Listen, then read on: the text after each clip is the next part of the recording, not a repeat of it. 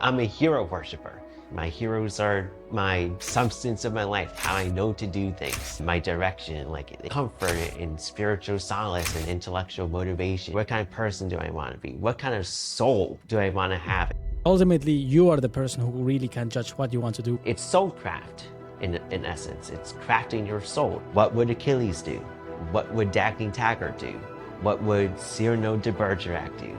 Today, I talk with Nick Rosado, who has known what he wanted to do since he was 17. The ultimate thing I'm working toward is to be a fiction writer, specifically to write a novel and an epic poem. It's a long poem like a short novel, but it also is in rhythm and rhyming, so you can kind of imagine the Herculean task that is.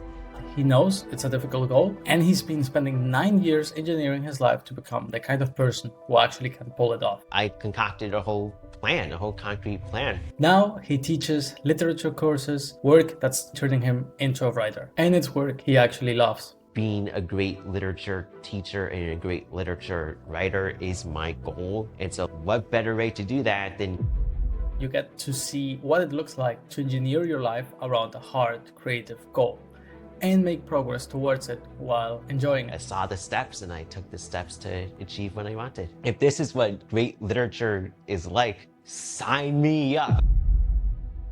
I'm Alex, and this is Purposeful, the podcast where I sit down with people who have built careers and lives they love. Nick, I wanted to interview you because the moment I started talking to you, getting to know you, I got a clear understanding that you have a clear career vision of what you want to do with your life, with your work. And that is the exact type of people that we like to interview in this podcast. How did you create this vision? How did you get there? How do you plan to get there? Let's start with that. How would you describe your career vision?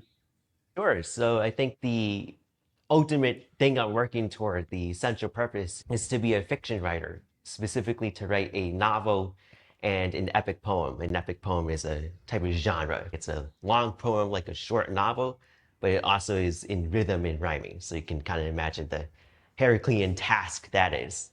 But that's the end goal. And there's that, and here's where I am.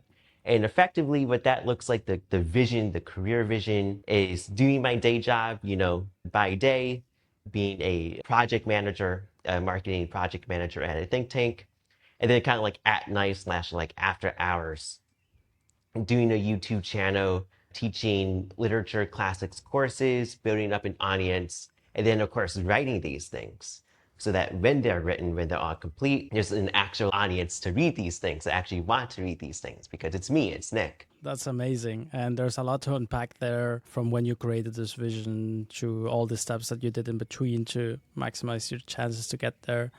Do you want to say a little bit more like where you are right now and anything else that you were doing in order to improve the odds of becoming a great writer? Sure. So when I say I'm a project manager, I'm project manager for a philosophical think tank. And the philosophy for the think tank is what I absolutely subscribe to. It's the Ayn Rand Institute. They have conferences. I'm pointing to these guys because that's some of the art, very romantic, very rational philosophy.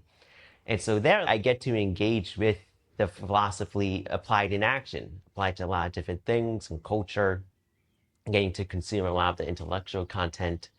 It's a mission I really believe in. So in terms of how does this help Nick become a better writer, just the fact that I get to engage with intellectual philosophical work at all is very relevant, I think, for just keeping that skill and that knowledge base up to par, up to standards. I could be a project manager at some other company, but it wouldn't be philosophy. It wouldn't be ideas, intellectual matters. But beyond that, I am starting a YouTube channel, incidentally, to boost that odds. I think a lot of writers just think, yeah, I'll write this really good novel, this really good poem, and then I'll just put it out there and something will happen. I take much more seriously the marketing aspect. You have to be someone, you have to have a voice. And what does that mean in today's culture? It means being a content creator.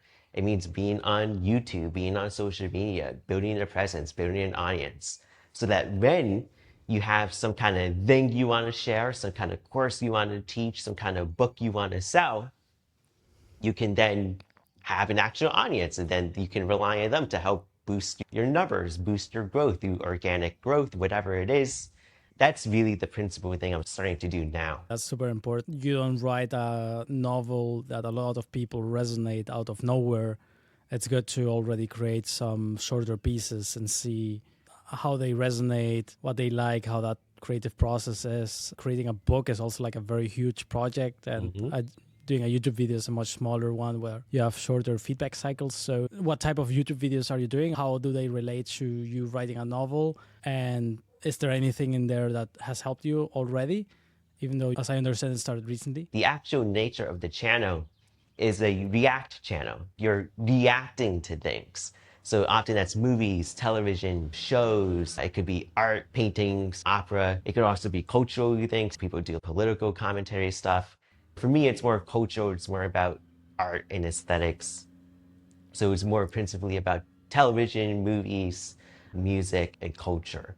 The way that translates to the fiction is that I'm still engaging with art, I'm still engaging with culture, which is what fiction is so much about, the subject matter. It's not like I'm writing pieces or telling stories in some capacity on this channel. Again, the direct through line is you're building an audience, and you're building an audience that cares about you, Nick or Alex or whoever it is. Because again, you can't just write a book and then put it somewhere and something magical will happen. People have to care about you. And so even though it's not about fiction writing, it's still about fiction. It's still about literature. It's still about art. And by building that up, as I will position myself as a reverential person who takes life seriously, things are sacred, I have a certain benevolence I want to exude and share with people. So it's like, oh wow, Nick is like this. He lives up to the name of the channel, the Reverent Reactor. He is a reverential person. I don't know how he is in writing, but if he says he's writing a book, yeah, I'll keep an eye out for that when he actually publishes. So that's the connection. So I want to go to the beginning. How did you create this vision of what you wanted to do with your career? Was there a specific process? When did it start? Can you share more about that? When I was 17, that's when I got the idea to be a fiction writer. For that, I mean, being a 17-year-old teenager, not too much systematic effort or planning went into crafting that idea, let alone what the vision is then versus today. Like today, it's much more thought out, evidently. When it came to crafting it, again, the initial seed was, yeah, I want to be a fiction writer. The principal thing is I knew a lot like what I didn't want to do, but I knew I loved art and I loved storytelling. I loved characters. I didn't want to be like an actor or something. I didn't want to be a character, but I certainly wanted to write about them and create them. And so that's when it was like, oh yeah, so fiction writer. I want to tell stories. This is great. And so from there, it was really more on ice for a few years in terms of like crafting out like a systematic vision that I now have. During that time, it was really just fiction writing, actually reading great art, like building up the skills and knowledge. But when it came to the vision, what should I do to like make this happen? That was really more when I was in my early to mid 20s, like 22, 23, 24. And that's really when it became apparent to me that I should be reading great art. I want to write a novel, a poem. I should be reading my Homer, my Virgil, my Dante, my Milton, my Hugo, all these different great characters, great writers in literary history. And I've really been tackling just the great Western canon ever since I was 22 and still to this day, just learning what great art requires and entails. And when it comes to the other part of the vision, basically the marketing part, I hate to call it that because it sounds more cheap and superficial, but it is what it is. It's the marketing aspect. How do you get this thing to be in the public sphere, in the zeitgeist? That came really more from not like any kind of course or pivotal conversation. It was just observing the culture and the people I watch online, the influencers, the streamers, the content creators, the authors, and seeing how do they become a voice? How do they become a personality? How do they become a figure in the culture? Time and again, it's content creation. It's you have to be online. You have to be making videos, you have to be writing things, but I think it really, for me, it's making videos and breaking out and reaching escape velocity with your channel. And then oftentimes people leverage that to then do the thing they want to do, which is make the clothing brand or get into sports or music, whatever it is. So there's a built-in audience. So that part of the vision came from just being a user on YouTube and watching content and following creators and realizing like, yeah, you can't rely on a publisher, sure, but that's more a lot out of your control versus creating content and you being the person for yourself. That is a much more like you can really take the reins of control of things. So really just go as fast or slow as you want. So that part of the vision came from just, mid-20s being in the culture. And yeah, I think those are the two main parts, like reading great art and following content creators and becoming a successful one. What I'm interested in is like a lot of people struggle a lot with finding out what they want to do with their lives. I'm curious, what do you think enabled you to know what you wanted to do when so many others don't? I would say, big question, I would say two things. One is just when I was a kid, I was an independent thinking kid. I thought for myself. I came to my own thoughts, my own conclusions, my own formulations of what's going on when I'm observing. How did that happen? I didn't have like a teacher or some kind of mentor or my parent. It was just that's how I was. I wish I could give a more satisfying answer to that part, but as I've often found more people like me who are like that, it feels like a luck of the draw type deal, but maybe one day there'll be a better answer. But beyond that, it was philosophy, I would say. It's just the big questions in life.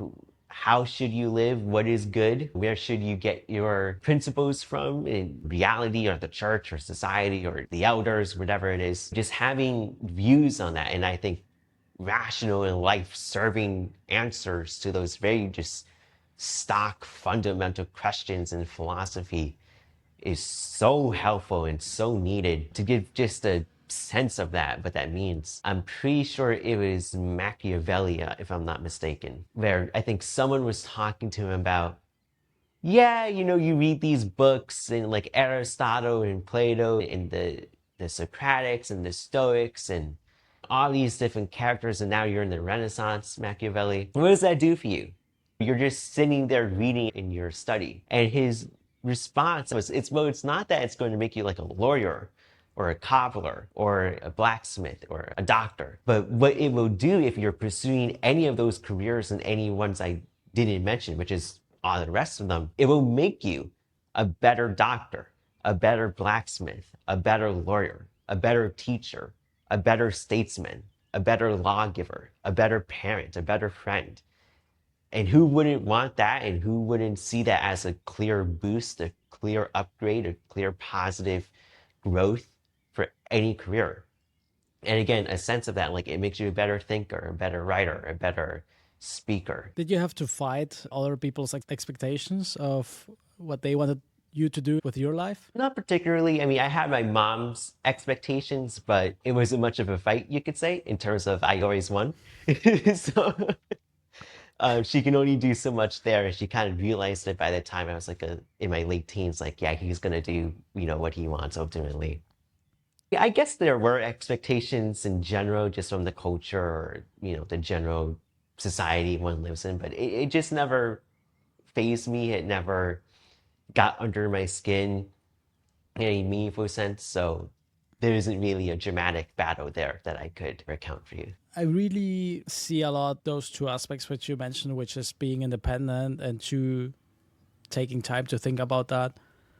I've seen it in myself and also others. And so how you got to be independent at that age is maybe difficult to answer, but it is definitely a principle that I'm seeing around more and more people that know what they want to do with their life. Yeah. And I think the reason is because being independent means that you always ask yourself the questions and you always try it yourself to come up with the answers. So you rely ultimately on yourself instead of looking outward. Where will I find the answer? In a book, in a video, what my parents tell me, what the university says, what the government says I should do. Mm-hmm. That sort of shuts down your brain into really thinking about that. But ultimately, you are the person who really can judge what you want to do with your life, what you're good at, what you like. You're the ultimate judge for that. So definitely, that's why independence is so important. And also taking the time to think about that, which is also something I've seen people I'm interviewing in this podcast. They mentioned I really thought a long time about this, and I wrote about it. I talked with friends about it. There was a whole period in my life when I was 17, 18, 19, constantly thinking about this. And so that, of course, I think it's super obvious, right? But not everybody does. It's scary questions, complicated questions. What do I want to do with my life? You often don't find a straightforward answer, but the more you think about that, the more you realize what's important to you. And so that's another thing that I'm seeing. And I'm just putting down the dots now that you also Yeah, mentioned that. absolutely. I was a K through 12 educator. I taught elementary school students for a couple of years, apprenticed in the middle school classrooms. Now I'm teaching classics to working professionals.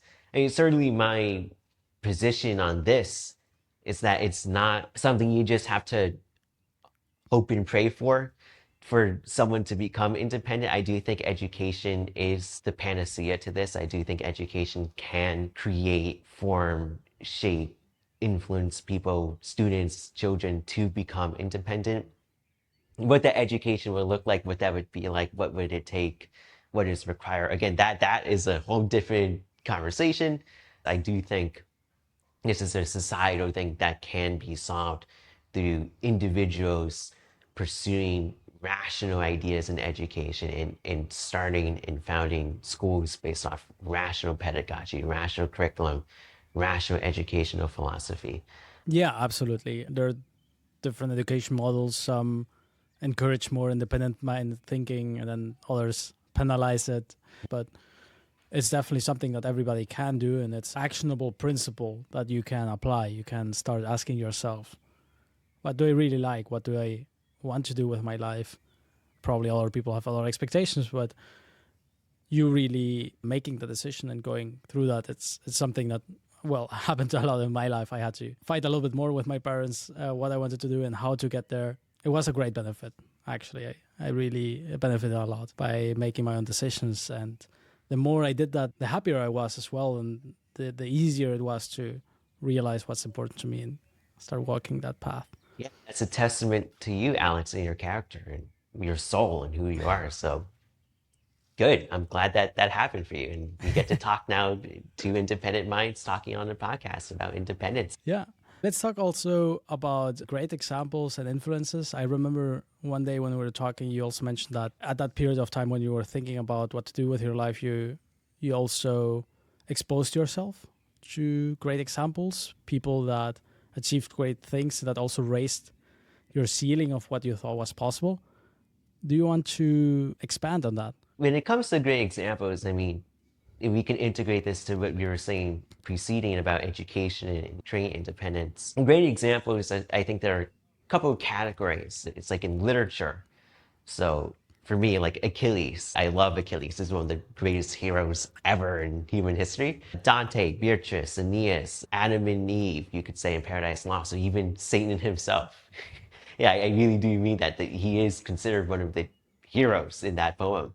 And there's a lot of heroes in literature and characters in fiction that really exemplify greatness. But you can also go to history. You can think of like George Washington or John Adams or Cicero, certainly science, Galileo, Newton, Copernicus. Then in your own life, if you're one is fortunate enough to know a great souled man or a great souled woman, I'm a hero worshiper. I worship heroes.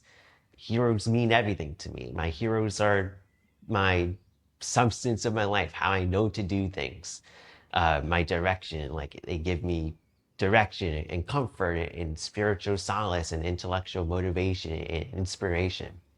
When it comes to how does this translate to career, I mean, there's the spiritual half, like, yeah, the motivation, the inspiration, the emotions of pursuing your high ambition, having all these examples and models of people who do it. It's not just the spiritual half, like everyone's pretty aware of, like, oh, heroes can motivate you, they can inspire you. But they really can't like show you, like, yeah, here's this thing you want to do. Here's what's required specifically in detail to do that thing. And that is just as important, in my opinion. So that's the role of the heroes. For someone who is not that familiar with the classics, so for example, Achilles, what value has it added to your life or the way that you define your career? I think I would say Achilles is the Adam of the Enlightenment. He is the Adam of individualism.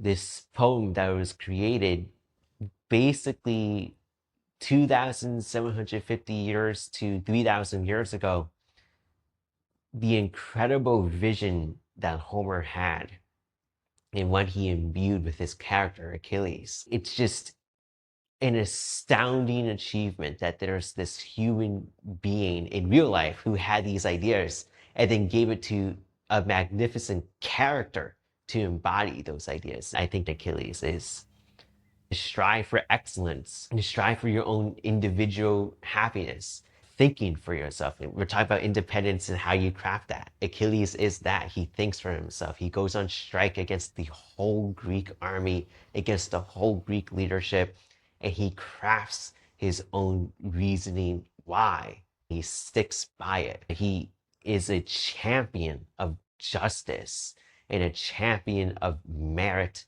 and achievement and rewards that in other people. And so he's really benevolent toward his friends too, his Greek comrades. He is such a masculine hero, but his masculinity is not at all like what we think of it as today. Instead, he's so passionate about everything. And on one half, he takes dead seriously his ideas in his own life, and he will passionately argue with other Greek leaders, famous ones that we know, Odysseus, Ajax, his childhood caretaker, Phoenix. He will passionately argue with them for what he believes in and stands for. Because of the grand injustice that happens to him in the poem, he will unequivocally, without any shame, cry to his mother about the injustice that happened to him. And it is so serious that tears form in his eyes and he cries about it. And from our culture, it's like, you can't be a masculine hero and cry and let alone cry to your mother and be upset about what you care about. Like, how dare you be upset about what you care about when something bad happens? But for him, he is the greatest warrior, and yet he is so just in tune with his emotions. And his emotions spell out just exactly what he's thinking and feeling and contemplating at any given moment. So not only does he have so many good ideas and executes on so many of them, he is this wonderfully passionate, magnificent man, and he has, I want to say, a magnanimous soul. And so, you think about like Machiavelli, he said like, yeah, I get to go home. When I go home and go to my study, I put on my best clothes and I get to sit down with the great Aristotle and we get to talk. And I feel the same way about Achilles and Homer and all these heroes that I read about and all these authors. I get to, at the end of the day, or whenever it is, just sit down and converse and contemplate Achilles and Homer and all the rest. I love that. Thank you. You have a great influence in how you want to shape your life and how you want to shape yourself. But in order to know how you want to shape it, you want to have a vision for that. And it really helps a lot to have these heroes and other characters that you can admire and see what qualities you like of them and which you don't. And you don't always have access to heroes in your immediate life. But still, it's very important to feel that pull of admiration and romantic view towards that and having those aspirations. And so one way you can get it for sure is through art, literature, even films, anywhere else where you can see these characters. Can be real people, but can also be fictional characters where you can get to learn those qualities so that you know how you want to shape yourself and what you want to strive for. I completely agree. It's soul craft in essence. It's crafting your soul. It's what kind of man do I want to be? What kind of woman do I want to be? What kind of person do I want to be? What kind of soul do I want to have? And yes, bringing in that entire context and connotation of what that means. What kind of moral person do I want to be? What kind of atmosphere do I want to give off to people? What kind of disposition? What kind of, tone do I want? What kind of mood do I want to exude with? And having these great examples really helps give templates of day-to-day examples. Like for me, I want to be this reverential person. I want to be this benevolent person. One thing that's really helpful is saying, well, in this instance, what would Achilles do? What would Beatrice do? What would Dagny Taggart do? What would Cyrano de Bergerac do? And like, I know what that answer is in every given moment because I've read these characters and studied them.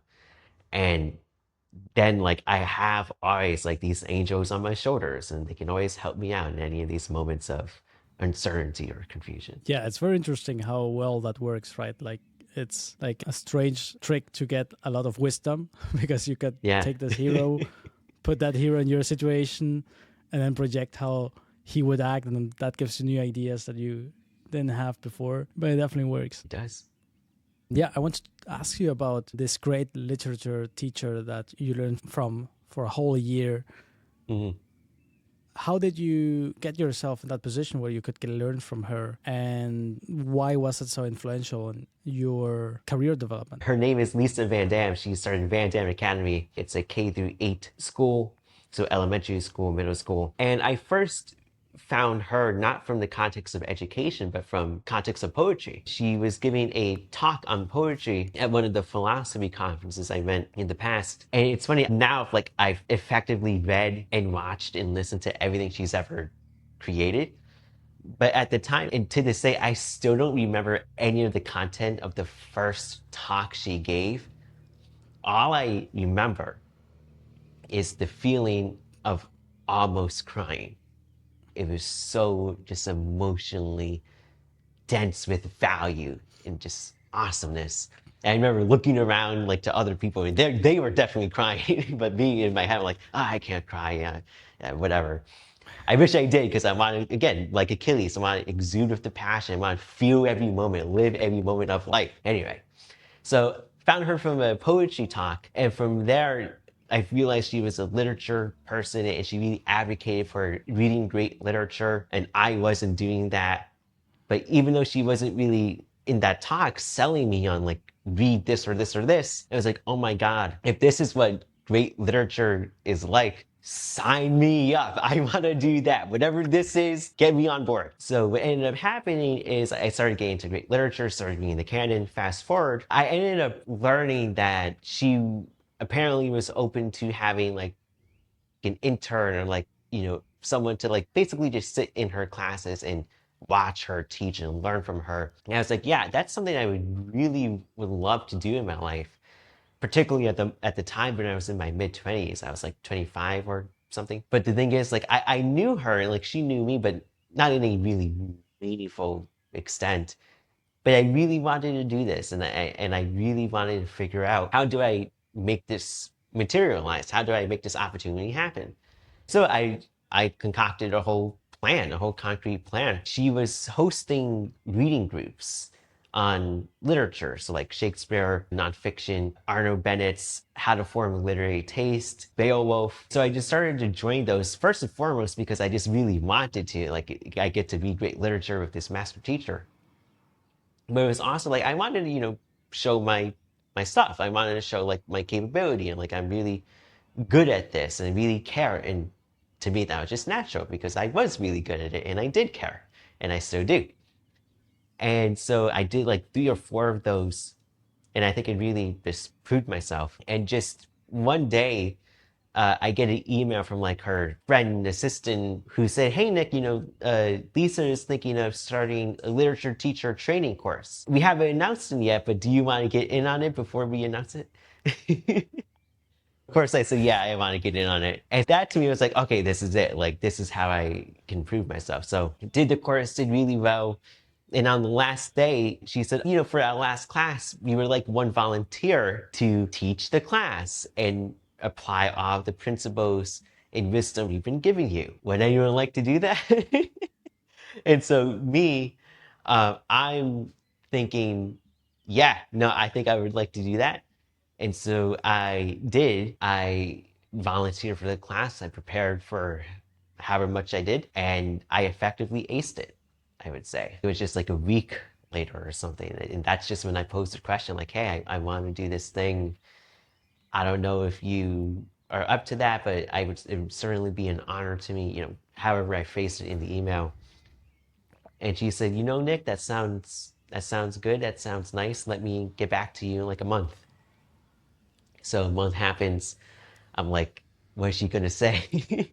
But then that's when I get the green light. So that's how I did it. I saw the steps and I took the steps to achieve what I wanted. That's so amazing. And I know Lisa, so let me also say, like, I've met her one time. I saw a lecture she did. And I also don't remember the exact content, but because I was so overwhelmed with how positive and happy and the way she just lights up when she's giving the presentation. You rarely meet such a positive human being.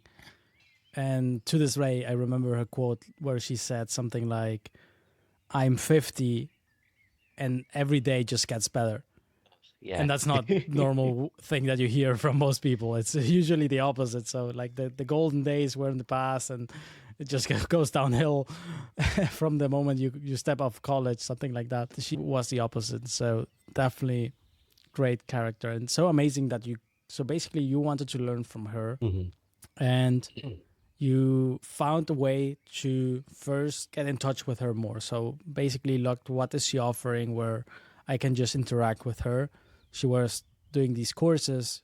You start attending these courses and of course also participate a little bit. So she sees your name, she sees the type of questions and answers you give. And then you volunteer to give a live class. You do an amazing job. And then of course, then you're sure she knows who you are and what you're capable of. And that's when you ask, hey, I would like to spend 1 year unpaid and learning from you. And she says, yes. So yeah, that's an amazing strategy. It's definitely something that I think a lot of people could benefit from. How was it for you not getting paid for a year? Because I think a lot of people would think, oh my God, that's impossible. It's no way of doing that. But you did that in California, one of the most expensive places on Oh earth. yeah. So can you maybe share a little bit? How was that process for you? And is it as hard as you would imagine? It was 1 week before I moved there, and I still had yet to secure a job. So in my head, I'm hearing my mom, how could you do this? What do you think you're doing? You're not making any income. We're moving to the most expensive place.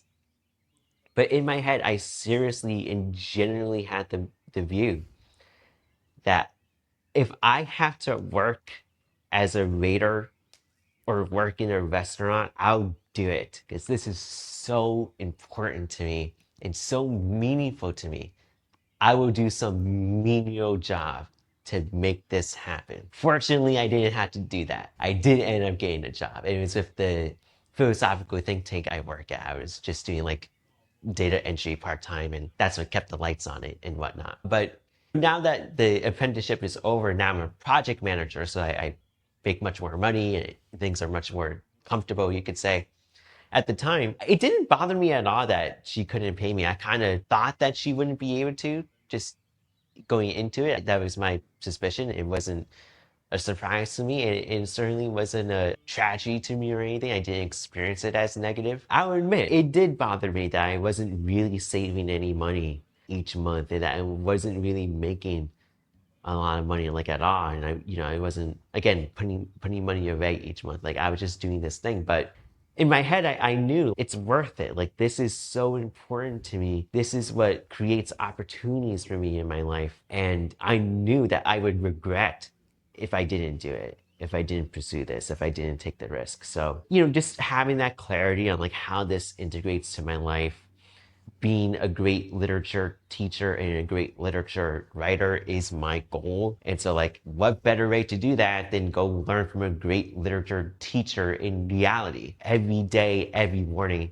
I didn't miss a single day. And that's a fact I'm so proud about. It was so meaningful to me and so serious. You hear it all the time. Learning from a great mentor is something very impactful in a career, but it's also like very abstract and it's difficult to really understand how important it is. You having done that even for a year and not with any mentor, but like the number one mentor you had in your mind, how impactful do you think it was in your career development and how would you rate it with other things that have helped you develop the skills and helped you in your career? How important was it for you actually to learn from that mentor? Yeah, so I think when it comes to the direct purpose of why I was there to be a really good literature teacher, I absolutely think I have like the skill and knowledge of how to do that now. Like I think that was absolutely achieved from the mentorship. And I get to apply that knowledge in my courses now. One other thing though, and I really thought about this in going in there, like Lisa is a great teacher, but she's not a great teacher just because she knows how to be, knows how to teach really well, like the mechanics of it, right? That's not just what it is. It's also that she is, again, talk about soulcraft earlier. She has a certain character that just exudes with reverence and benevolence and reason and rationality. And she has all these attributes that I really just want to live up to and have in my own soul, that I knew going in, like, this isn't just like to learn the mechanics of being a great teacher. And again, that was important. That was the direct purpose. But it was also to embody and really it just embody that kind of character, that kind of soul that I want to have. This is what I want to be, Nick. Like, when you interact with me, this is what I want you to feel like. I want you to have this kind of experience with me. Not because like there's some kind of value or something I'm trying to like specifically get. It's just like this is who I am. This is me. You know, just as one application, like the YouTube channel that we'll be starting in the next couple of weeks, the reverent reactor. I want to exude with benevolence and reverence and deep respect for human achievement, human ability, human greatness. And I really think like spending that year with her has a direct one-to-one application with that kind of goal, which is all about communicating and being that kind of person genuinely, genuinely. So that's what I would say for the value that she gave me. So the main value you got from that 1 year internship is you were able to, of course, learn all the mechanics of being a great teacher, which is immediate benefit for your career. But then, of course, she's a great character. She's an amazing person. And so spending 1 year with her, probably that you got some of that and understood how that works. And then finally, just the pleasure of being by her side as she's teaching these literature classes and being able to benefit from these great stories and being able to study them deeply. Yeah, absolutely. So that leads to the last question I want to ask you. Since you're doing your own literature courses, what would you say is the value of reading the classics for someone who has had not a chance to read them or doesn't feel very interested in reading them because these are very old books? How would you explain the value for anybody right now living in 2026 in reading those stories? Yeah, effectively, that's asking for the pitch. Like, why should you take a Nick course? Imagine for a moment you have a relative you never heard about. And one day you get a letter in the mail or email, and the notification is this relative has since passed away, but they have left you $1 million. All you have to do is just drive 15 minutes to the bank that way and just sign like 5 minutes worth of paperwork or whatever. And boom, there you go. It's deposited into your checking account. And you don't do it because, but I don't want to get up today. It's Tuesday. It's, it's the middle of the day. So I haven't had my breakfast. I got to drive there and I've got to find parking. It's always a hassle to find parking at the bank. And then when I get there, I have to wait in line for like 15 minutes and I gotta speak to this person and they never know what they're talking about. And then I had to like pick up the pen and sign the stuff and then, that's always just annoying. And then you don't cash out your $1 million because you didn't want to go through this minimal effort relative to the payout. That is absolutely my view with the classics. Yes, it's effort. Yes, it's work.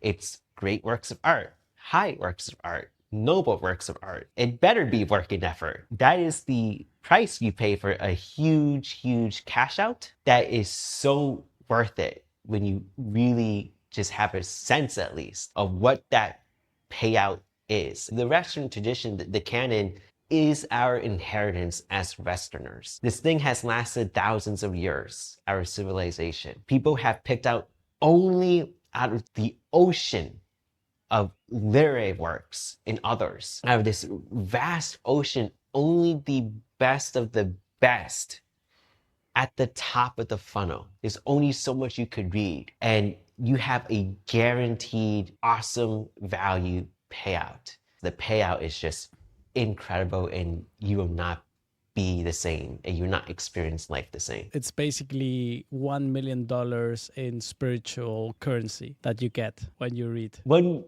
the class. $1 million in spiritual currency, and the currency grows in value as time goes on. That's what I would say. And so, what's the reason one should take a course about that and not just download one of these books and start reading them? So, certainly these things speak for themselves to a certain extent. Like, you can just pick it up and read it and get a good story. But I do think the value you get out of it is just like 20%. And these are great works of art. There should be way more value you get from just reading it straight. And the role of having a teacher, a guide, someone who's really put in, like me, hundreds of hours of work into mastering the text, knows how to unlock the other 80% of the text. Again, it's like if you go to the bank, you only get 200K, but you don't want to get the other 800K because that would involve, just making a second minimal trip, right, to the bank. You're already putting in the effort. You're already going, my opinion, because you know yourself. Like if you're selecting out, I want to read the best of the best works, you probably want to get a lot of value from that experience. So may as well, and I think you should, take it seriously and take it to the utmost you can and like get as much value out of these texts as you can when you first decide to read them. Because again, I think you have a sense of like these things are great and there's a lot to them. Thank you so much. So, Nick, if anybody wants to take this course or find more about it, where can they find out? If you go to enlightenmenteducator.com, there you will see my course offerings, and there you'll see my contact, my email. You can get in touch. The YouTube channel is called The Reverend Reactor. You can also find me on Instagram and Facebook, just Nick Rosado. Thank you, Nick, for the interview. I had a great time. Thank you, Alex. It's great to be here.